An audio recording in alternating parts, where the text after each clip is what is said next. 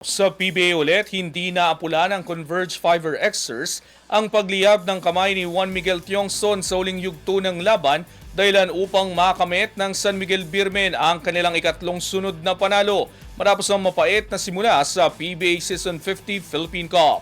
Ang ibang detalye alamin sa pag-abante ni Rog Nicolas.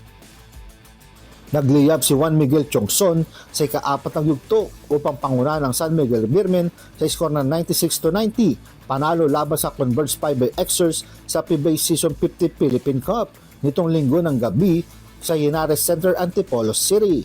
Bitbit ang manipis na 76-75 na kalamangan, nagpasabog si Tiongson ng 2 free throws, sunod-sunod na 3 at 2 atake sa loob upang paluboy ng abante ng Beermen sa 88-80.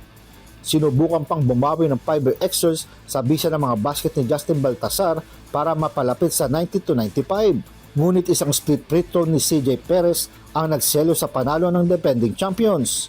Nagwakas si Tiongson na may 14 points lahat sa fourth quarter at 3 assists upang tanghaling player of the game at itulak ang San Miguel sa kanilang ikatlong sunod na panalo para sa 3-2 record. Ayon kay Tiongson, malaking tulong sa kanilang composure ang kontribusyon ni na JM Calma at Chris Miller sa simula ng huling yugto. Dagdag pa niya, naging susi rin ang kanilang disiplina sa pagpigil sa mabilis ng laro ng Converge. Nag-ambag naman si Junmar Pajardo ng 24 points at 16 rebounds, habang si CJ Perez ay nagdagdag ng 13 points para sa Beermen.